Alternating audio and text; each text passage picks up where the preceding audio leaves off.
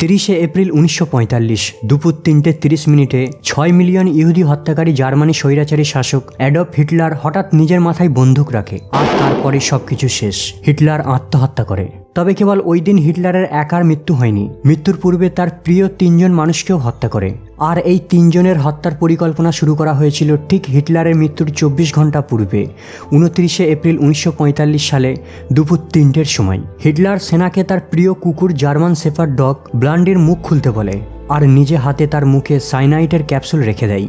মুখে বিষ পড়তেই ব্লান্ডি তখনই বিষের কারণে মারা যায়। ব্লান্ডি ছিল হিটলারের সবচেয়ে প্রিয় পোষ্য প্রাণী, যাকে সে ছোট থেকে নিজের সন্তানের মতো বড় করে তুলেছিল। এখন প্রশ্ন হলো, কেন হিটলার তার পুত্রের সমতুল্য কুকুরটিকে হত্যা করলো? আসলে হিটলার নিজে থেকে তাকে হত্যা করতে চায়নি, কিন্তু তা সত্ত্বেও দুটি প্রধান কারণের জন্য হিটলার তাকে হত্যা করে। সর্বপ্রথমে হিটলার ওই সাইনাইড ক্যাপসুলটির বিষ পরীক্ষা করছিল, কারণ ঠিক 24 ঘন্টা পরে ওই ক্যাপসুলটি তার 15 ঘন্টা আগে বিয়ে করা নব্য স্ত্রী এভা ব্রাউনকে খাওয়াবে। আরও একটি বড় কারণ হলো রাশিয়ান, যাদের সঙ্গে হিটলার খুব জলদি হাঁটতে চলেছে। হিটলারের মৃত্যুর পর তাদের ক্ষোভ যেন তার প্রিয় কুকুরের উপর প্রকাশ না করে তারা। হিটলারের মৃত্যুর পর যেন তার কুকুরকে কেউ কষ্ট না দেয় বা বিরক্ত করে, এই ভয়েই হিটলার তার প্রিয় কুকুরের মুখ খোলে আর অনেক কষ্টে কাঁপা কাঁপা হাতে তার প্রিয় কুকুরের মুখে বিষ রাখে। মৃত্যুর পরেই হিটলার অশ্রুভরা চোখে তার প্রিয় কুকুরকে বাগানে কবর দিয়ে দেয়, যেখানে তার প্রিয় কুকুর ব্লান্ডির সঙ্গে খেলা করত। এখন তো আমরা জানতে পারলাম কেন সে তার কুকুরটিকে হত্যা করেছিল, কিন্তু এখন প্রশ্ন হলো, কেন সে তার স্ত্রী এভা ব্রাউনকে হত্যা করলো? এর পেছনে কি এমন কারণ ছিল? হিটলার জানতো তার মৃত্যুর সময় ঘনিয়ে আসছে। রাশিয়ান সেনারা চতুর্দিক থেকে তাকে ঘেরাও করে ফেলেছে, কিন্তু রাশিয়ান সেনাদের কাছে সে আত্মসমর্পণ করবে না বলেই সে সুইসাইড করার সিদ্ধান্ত নেয়। তাহলে কেন সে 15 ঘন্টা আগে বিয়ে করলো? আচ্ছা, মেনে নিলাম বিয়ে সে করতেই পারে, কিন্তু এখন প্রশ্ন হলো, কেন বিয়ে করার পরেই তার নববধূ এভা ব্রাউনকে হত্যা করলো? এই কাহিনীটি জানার জন্য আমাদের হিটলারের মৃত্যুর কয়েক ঘন্টা পেছনে যেতে হবে। 29 এপ্রিল রাত 12টায় 32 বছর বয়সী এভা ব্রাউন নিজের বেডরুমে লং ব্ল্যাক ড্রেস, ডায়মন্ড ঘড়ি, সোনার ব্রেসলেট আর নেকলেস পরে নতুন রূপে সজ্জিত হয়, কারণ আর মাত্র কয়েক ঘন্টার মধ্যেই তার 16 বছর পুরাতন প্রেমিককে বিয়ে করবে। আসলে এভা যখন 15 বছর বয়সী ছিল তখন থেকে হিটলারের প্রেমে পড়ে, আর তার 2 বছর পরে মানে 17 বছর বয়সী এভার প্রেম প্রস্তাবকে হিটলার গ্রহণ করে। কিন্তু হিটলার এত বড় স্বৈরাচারী শাসক ছিল, এমনকি বিশ্বের সামনে তার ব্যক্তিগত ভালোবাসার জীবনে জানাতে চাইতো না। গোটা বিশ্বের কাছে নিজের দেশকেই সব থেকে বেশি ভালোবাসে এটাই তুলে ধরার চেষ্টা করত, আর এভাকে বিশ্বের সামনে বেস্ট ফ্রেন্ডের ট্যাগ দিয়ে রাখে। কেবলমাত্র হিটলারের কিছু বিশেষ অফিসাররাই জানতো যে তারা কাপলস, যাদের পৃথক 2টি বেডরুম রয়েছে, কিন্তু এই 2টো বেডরুমের মাঝে 2টো বাথরুম রয়েছে, যার মধ্যে একটি পরস্পর সংযুক্ত পথ রয়েছে, আর এই পথটি দিয়ে হিটলার মাঝে মাঝে এভার বেডরুমে দেখা করতে যেত। হিটলার এভাকে কতটা ভালোবাসে তার একটি দৃষ্টান্ত দেখুন। যুদ্ধের সময় হিটলার ব্যস্ত থাকা সত্ত্বেও রোজ এভাকে কল করে খোঁজ খবর নিত। এমনকি যখন এভা কোনো স্পোর্টসের জন্য যেত আর ফিরতে লেট করত, তার চিন্তায় ঘুম হতো না, সে নার্ভাস হয়ে পড়তো। এই বিষয়টি একমাত্র তার স্পেশাল অফিসাররাই জানতো। এভার বায়োগ্রাফার হাইকে গোটা মেকার তার নোটসে লেখেন, মাঝে মাঝে তারা ইন্টিমেটও হতো আর অনেক প্রেমও করত, কিন্তু তা সত্ত্বেও তারা কখনো একজন কাপলস হিসাবে ছিল না। এর পেছনে প্রধান 2টি কারণ রয়েছে। সে জানতো সে কখনো তার স্ত্রীকে সময় দিতে পারবে না, প্লাস সে কখনো পিতা হতে পারবে না। হিটলারের স্ট্রেস মেডিকেশন আর ড্রাগসের কারণে তার ফার্টিলিটি রেট অনেক কমে যায়। দ্বিতীয়ত, তার কেবলমাত্র একটি অন্ডকোষ ছিল, এই কারণে সে বাচ্চা জন্ম দিতে অক্ষম। কিন্তু তার সত্ত্বেও তাদের প্রেম রোমিও এবং জুলিয়েটের চেয়ে কোনো অংশেই কম ছিল না। তারা মাঝে মাঝে ডেটিং করত। হিটলার এভার প্রতি ছিল অনেক কেয়ারিং, তাকে ধূমপান মদ্যপান করার অনুমতি দিত না, জনসমক্ষে কারোর সঙ্গে সাক্ষাৎও করতে দিত না। এখন প্রশ্ন হলো, কেন হিটলার ভাবতো সে তার স্ত্রীকে সময় দিতে পারবে না, আর কেনই বা হিটলার এভাকে জনসম্মুখে আসতে দিতে চাইতো না? এর প্রধান কারণ হলো, ওই সময় রাশিয়ানরা জার্মানিকে দমনের জন্য উঠে পড়ে লেগেছে।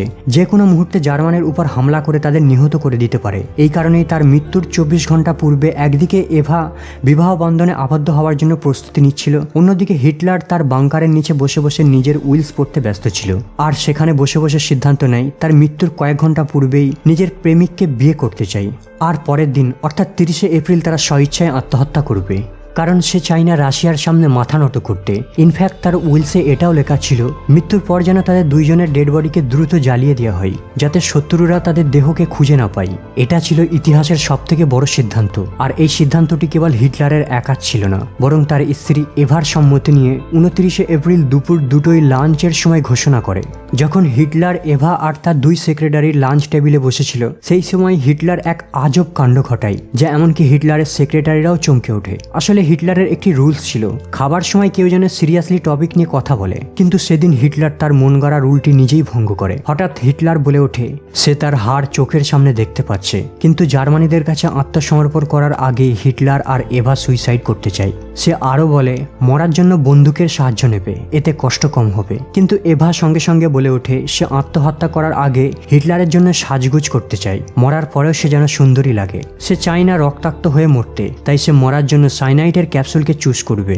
উইলসের প্রথম পয়েন্টের শর্ত অনুযায়ী হিটলার রাত 1টার সময় এভাকে বিবাহ করে। বিবাহর পর রাত 2:30-এ হিটলার একটি পার্টি থ্রো করে, যেখানে হিটলার ডাক্তার, নার্স, 2 সেক্রেটারি আর এভাকে আমন্ত্রণ করে। পার্টিতে মদ খেয়ে নেশায় মগ্ন হয়ে হঠাৎ হিটলার ঘোষণা করে সে এভার সঙ্গে একসাথে একই সময় মরতে চায়। তার এই ইচ্ছাকে পূরণ করার জন্য হিটলার একটি ইউনিক পরিকল্পনা করে। পরিকল্পনা অনুযায়ী মৃত্যুর পূর্বে রুমে একটি পিস্তল আর একটি সাইনাইডের ক্যাপসুলের পরিবর্তে 2টি পিস্তল আর 2টি ক্যাপসুল নেবে। বাই চান্স যদি পিস্তল কাজ না করে অথবা ক্যাপসুল অ্যাকশন না দেখায়, তবে দ্বিতীয় অপশন রয়েছে, তাদের পার্টি সারা রাত ধরে চলে। এরপর হিটলার আর এভা একই সাথে হিটলারের পার্সোনাল রুমে প্রবেশ করে। এটাই ছিল তাদের জীবনের প্রথম সময় যেখানে 2 প্রেমিক প্রেমিকা একই সাথে একটি বন্ধ রুমের মধ্যে, কারণ তারা দুইজনেই জানে এটা তাদের জীবনের অন্তিম দেখা আর অন্তিম রাত্রি। আসলে হিটলারের ওই রাত্রি ছিল ফুলসজ্জার, কিন্তু হিটলারের এই চরম খুশির রাত্রি কেবলমাত্র সকাল পর্যন্তই মেয়াদ থাকবে। কারণ 30শে এপ্রিল সকাল 6টার সময় হিটলার খবর পায় রাশিয়ান সেনারা রিচট্যাগ পর্যন্ত পৌঁছে গেছে, এমনকি তারা রিচট্যাগকেও নিজেদের অধীনে করে নিয়েছে। আর এই ব্যাড নিউজটি শোনার পরেই হিটলার যেন আকাশ থেকে ভেঙে পড়ে, তার হাড় আর মৃত্যু যেন ক্লিয়ারলি সে দেখতে পাচ্ছে। তা সত্ত্বেও হিটলার আশার আলো দেখে, হয়তো রিচট্যাগ থেকে রাশিয়ানরা তাদের সেনাকে প্রত্যাহার করে নেবে। কিন্তু হিটলারের সব আশা বানের জলে ভেসে যায় যখনই তার এক কমান্ডো ফোনে জানায় রাশিয়ানরা রিচট্যাগ থেকে আরো গতিতে তাদের দিকে আগিয়ে আসছে। কিন্তু দুপুর 12:30-এ হিটলার আরো একটি ব্যাড নিউজ পায়। সে যেই ব্যাংকারের নিচে নিজেকে আত্মগোপন করে রেখেছে, ওই এরিয়াটা জার্মানিরা সম্পূর্ণভাবে দখল করে নিয়েছে। খবরটা শোনা মাত্রই যেন হিটলার আকাশ থেকে ভেঙে পড়ে। তার মধ্যে কোনো রেসপন্স ছিল না, কোনো ইমোশনাল ছিল না, কোনো ফেসিয়াল এক্সপ্রেশন ছিল না, আর সে কারোর কথাও শুনতে চায় না। আর যখন সে মুখ খুলে সে কেবল একটি কথাই বলেছিল, সে কোনোভাবে কোনো মিউজিয়ামের এক্সিবিশন হতে চায় না। এই কারণেই রাশিয়ানদের কাছে সারেন্ডার করার পূর্বে সে আত্মহত্যা করতে চায়। আর তার অফিসারদের আদেশ দেয় মৃত্যুর পর যেন তার দেহকে জ্বালিয়ে ছায়ে পরিণত করা হয়, কোনোভাবেই রাশিয়ানরা যেন তার সামান্য চিহ্নটুকু খুঁজে না পায়। 12:45 হিটলার তার সেনাদের সঙ্গে হ্যান্ডশেক করে আর তাদের সাহায্য আর অনুগত্যের জন্য ধন্যবাদ জ্ঞাপন করে। এরপর হিটলার একদম নিস্তব্ধ হয়ে যায়, এতটাই নিস্তব্ধ হয়ে যায় মৃত্যু পর্যন্ত একটাও ওয়ার্ড মুখ থেকে বের করেনি। সেনাদের সঙ্গে সাক্ষাৎ করার পরে হিটলার তার অন্তিম ভোজন স্প্যাগেটি আর সালাদ খেতে ডাইনিং টেবিলে বসে। এই সময় কেবল হিটলার একাই খাবার খাচ্ছিল, না এভা খাবারে হাত দিচ্ছিল, না তার সেক্রেটারিরা। এমনকি এভা সকাল থেকে নিজেকে একটি রুমে বন্দি করে রেখেছিল। কিন্তু যখন মৃত্যুর সময় আসে, এভা আবার নতুন করে সাজা শুরু করে। একদিকে হিটলার মৃত্যুর পূর্বে শান্ত শিষ্ট বসেছিল, অন্যদিকে এভা সাজার জন্য কাপড় খুঁজতে ব্যস্ত। এভা হিটলারের জন্য তার প্রিয় কালার ব্ল্যাক ড্রেস চুজ করে। এখন সময় এসে গেছে 2 যুগল তাদের অন্তিম শ্বাস নেবে। দুপুর 3:30-এর সময় এভা আর হিটলার রুমে প্রবেশ করে। এরপরেই রুমের বাইরে থাকা অফিসাররা কিছু সময় পরেই একটি গুলির শব্দ শুনতে পায়। গান শট শোনার পরেই সেখানে থাকা সকলেই একদম সাইলেন্স হয়ে যায়। পুরো বাংকার জুড়ে যেন হঠাৎ নিশুতি রাত্রি নেমে এলো। রুমে থাকা সকল সেনারা কয়েক মিনিটের জন্য স্ট্যাচুতে পরিণত হয়ে যায়। আর 3:40 পর্যন্ত একজনও কেউ মুভ করেনি। এখন সময় এসেছে হিটলারের অন্তিম আদেশকে পালন করার। তাই হিটলারের 2 স্পেশাল অফিসার বোরম্যান আর লিঞ্চি হিটলারের রুমে প্রবেশ করে আর রক্তাক্ত হিটলার আর এভার মৃত্যুদেহকে সেখান থেকে তুলে 3:50 একসাথে 2 জনকে পেট্রোল দিয়ে জ্বালিয়ে দেয়। এরপর তারা 2 জনের ভস্ম হওয়া দেহকে তুলে তার প্রিয় কুকুরের কবরস্থানের পাশে দাফন করে দেয়। বন্ধুরা, এই কাহিনীটি শোনার পর হিটলারের এক নতুন রূপ দেখতে পেয়েছেন।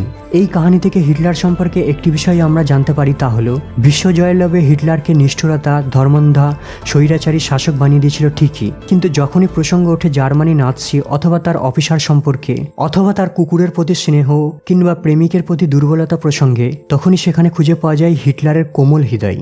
বন্ধুরা, আজ এই পর্যন্ত, আপাতত বিদায় নিলাম। দেখা হবে আবার পরের এপিসোডে।